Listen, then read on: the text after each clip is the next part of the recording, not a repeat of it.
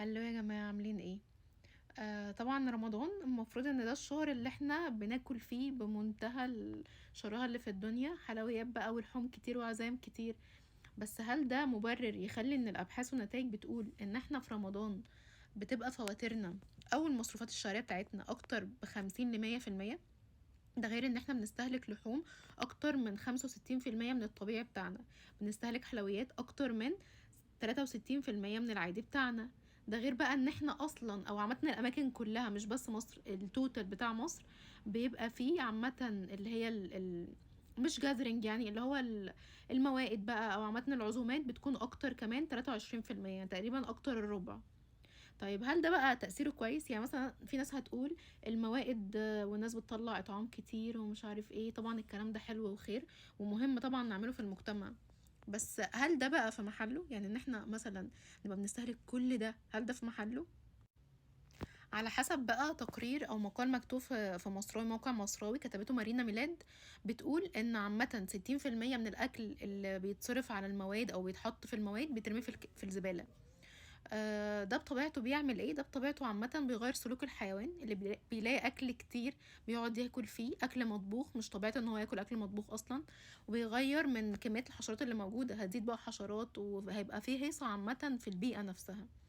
ده غير ان ده السلوك الانسان بيعمله هو مش متعود يعمله في ايامه العاديه. يعني والله حلو قوي ان احنا نقعد نعمل اطعام وان احنا نساعد بعض والكلام ده، بس هو بسبب العاطفه بتاعتنا احنا بنضر عامه البيئه وبنضر الاقتصاد وبنضر جبنا وبنضر كل حاجه، حتى جسمنا نفسه.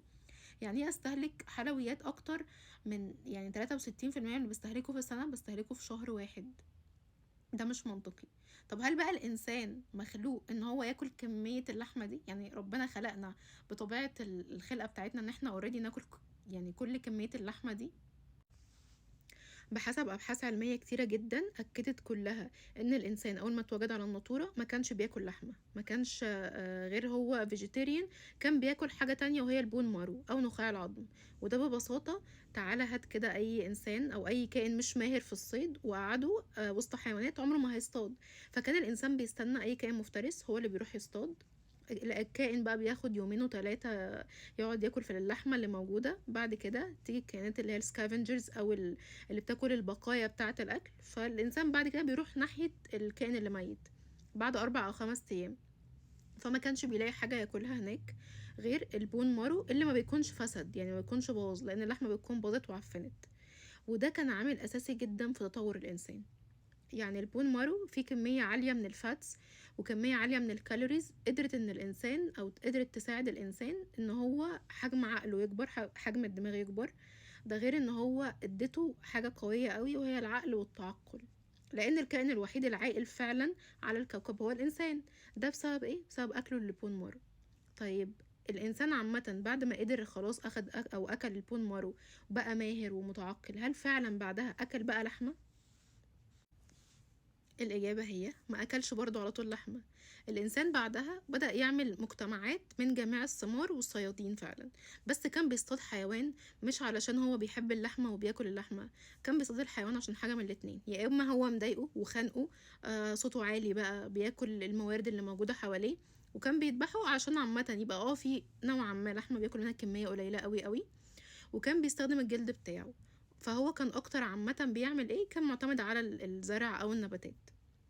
وفي الحالتين كان بياخد حوالي 2000 كالوري في اليوم. 2000 كالوري في اليوم كله.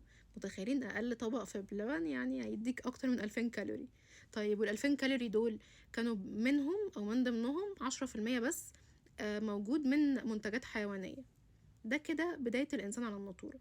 طيب بعد وجود الحضارات والتدجين وكل الحاجات الجميلة دي، يعني مثلا في الحضارات القديمة، هل نقدر نقول إن الإنسان برضو أكل لحمة كتير؟ اوراق بحثيه كتيره بتتكلم على موضوع اكل الفراعنه. معظمهم بيقولوا ان الفراعنه كانوا فيجيتيريانز، نباتيين. وفي اوراق تانية بتقول ان هم لو ما كانوش نباتيين فكان تقريبا 80 90% من اكلهم هو النبات، بياكلوا اللحوم في اوقات قليله جدا. ده عرفوه منين؟ عرفوه بعد ما عملوا تحليل كربوني للمومياوات اللي لقوها من فترة 3500 سنة قبل الميلاد ل 600 سنة بعد الميلاد. هم حللوش موميا او اتنين، هم حللوا 45 موميا، وكانت كلهم بتقول ان العناصر اللي موجودة في الجسم كانت كلها عناصر نباتية. طيب ده ببساطة ليه؟ ده ببساطة لأن عامةً خريطة مصر زمان إحنا قُلنا قبل كده إن كلّهم كانوا عايشين على ضفاف النيل، فكانوا كلّهم بيعتمدوا على إيه؟ كانوا بيعتمدوا على حاجتين، النباتات اللي بتتزرع بسبب عامةً إن التربة الطينية الخصبة اللي حوالين نهر النيل، وتاني حاجة بيعتمدوا على كمية قليلة جدًا، جدًا من الأسماك، وده لإن هُم برضه على النيل. ولو كان في حاجة أو بروتين أو لحوم بتتقدم، كانت اللحوم دي يا إما لحم بقري يا إما وز، يا بقري يا وز، ومش كل الناس بتقدمه، وبيقدموه في الاحتفالات بتاعة الفراعنة الكبيرة مثلا أو بتاعة الأثرياء اللي موجودين. بس عامة الشعب ما كانوش بياكلوا أبدا أبدا لحوم كتير، يمكن في ناس تعيش وتموت وما تشوفش اللحوم دي. وأكتر حاجة أكلها الإنسان أو المصري القديم كانت القمح. ليه بقى؟ لأن هُم كانوا بيعتمدوا على إن هُم بيخبزوا العيش، وكانوا بياكلوه بكمية كبيرة جدًا، كان حاجة أساسية في أكلهم. وعلى فكرة لحد النهارده المصريين بياكلوا عيش بطريقة مهولة يعني. وكانوا بياكلوا مع العيش أو بياكلوا مع القمح نباتات تانية معظمها بقوليات، عدس، رز، فول. لحد النهارده المصري بيعتمد على نفس الأنواع دي من الأكل. والكشري عامةً كان أكلة مشهورة جدًا زمان. كانوا برضو بيزرعوا الشعير ويعملوه كمشروبات. فهم كان معظم أكلهم نباتات، وبياكلوا ملوخية برضو، حاجات زينا طبيعي، بني آدمين طبيعيين، ما كانوش بياكلوا لحمة كتير. عشان كده عمرنا ما نسمع إن في فرعون مات بسبب جلطة، تصلب شراييني، الأمراض الجديدة بتاعتنا بسبب العادات الغذائية اللي زي الزفت. ما كانتش موجودة عندهم، لأن هم عامة آمنوا بالحياة بعد الموت، فكانوا أصلا بيظبطوا أكلهم كله وحياتهم إن هم عايشين فترة صغيرة، لكن هم هيموتوا وهيعيشوا بعد الموت.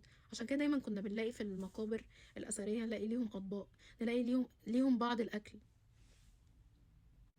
طيب حتى بقى مش هنتكلم على الفراعنة من 3500 سنة، خلاص قصة قديمة. تعال نشوف بقى المصريين في الثمانينات والتسعينات وفي السبعينات، هل كانوا بياكلوا الكمية دي من اللحمة؟ هما كانوا بيقفوا طوابير طوابير موت عشان ياخد فرخة واحدة مرة كل أسبوعين، أو كيلو لحمة مرة كل أسبوعين. ما كانش موجود الطريقة بتاعتنا دي في الأكل، ما كانش عندنا كبسة ومندي ومشمر ومحمر والحاجات دي كلها، ما كانتش موجودة.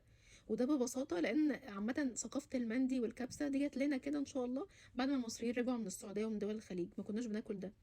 أي إنسان طبيعي عنده تيست بادز طبيعية، براعم تذوق طبيعية، هينفر من الدهون وهينفر من الحاجات الدسمة اللي احنا بناكلها. لكن بسبب العادات الغذائية اللي زي الزفت، التيست بادز بتاعتنا، براعم التذوق، ما بقتش حاسة بطعم الأكل بسبب إن احنا قعدنا ندمر فيها بشكل قوي. طيب بعد كده بقينا ايه؟ بقينا على طول حاسين ان احنا عايزين ناكل اكل دسم، دهون كتير. حط يا ابني سمنه علشان ابدا احس بطعم الاكل، لان انا اوريدي بوظتها.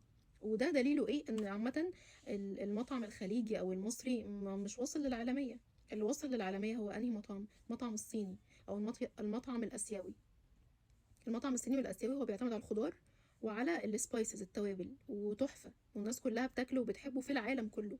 لان ده الطبيعي، الانسان بطبعه ربنا خلقه عنده براعم تذوق، هي مش بتحب الدهون. طيب نسيبنا بقى من القديم والجديد، مصر القديم والمصر الجديد. المفروض بقى احنا من الاخر ناكل ايه؟ اهم حاجه لازم تاكلها في يومك انك تاكل نباتات مختلفه الالوان، يكون فيها رينبو كولرز او الوان الطيف. ده لان كل لون مهم لحاجه معينه. يعني مثلا انك تاكل نبات لونه احمر زي مثلا الطماطم، ده بيدي لجسمك الانتي اوكسيدنت اللي هو محتاجها. ده غير ان هو بيقلل الريسك بالبروستيت كانسر للرجاله. ان انت مثلا تاكل حاجه لونها اورنج، ده بيدي جسمك بيتا كاروتين، وده مهم جدا للجهاز المناعي. انك تاكل حاجات بالوان مختلفه او درجات مختلفه من اللون الاخضر، حاجات اخضر غامق واخضر شويه واخضر فاتح، دي بتدي جسمك برضو عناصر غذائيه مهمه. ده غير ان هي بتساعد قوي الجسم انه يشيل الهرمونات الزياده في الجسم. ودي حاجه مهمه قوي للناس اللي في الاحجام بتاعت الايام دي، انك تاكل برضو حاجات لونها ازرق او حاجات لونها بيربل او حاجه لونها براون. كل الحاجات دي بتدي جسمك الفايبرز اللي هو محتاجها. وبرضو لو هتاكل خضار او فاكهه او عامه النبات، ليك كميات محدده تاخدها في اليوم، بس اهم حاجه ان يكون بتاكل كل يوم طبق متنوع الالوان. المفروض ان احنا هناكل اكل بكميات شكل الهرم ده، دي من الحاجات اللي احنا محتاجينها. اكتر حاجه موجوده تحت واقل حاجه موجوده فوق. اكتر حاجه تاكل منها براحتك بقى دي، ويا ريت تاكل منها كتير قوي، هو الخضار. طب الفاكهه ليك هي فاكهيه واحده لو كبيره ونص كوبايه لو صغيره. طيب هتاكل حبوب مثلا كامله، او عامه تاكل هول جرينز، تاخد مثلا توست واحد في اليوم او اتنين بالكتير. تاخد كميه قليله من الشوفان. برضو لازم تاخد بقوليات بكميه كويسه، نص كوبايه. تاخد مثلا خضروات او ورقيات يعني زي الجرجير والبقدونس والسبانخ والحاجات دي، تاخد منهم نص كوبايه. واقل حاجه تاكلها في يومك هي الدهون.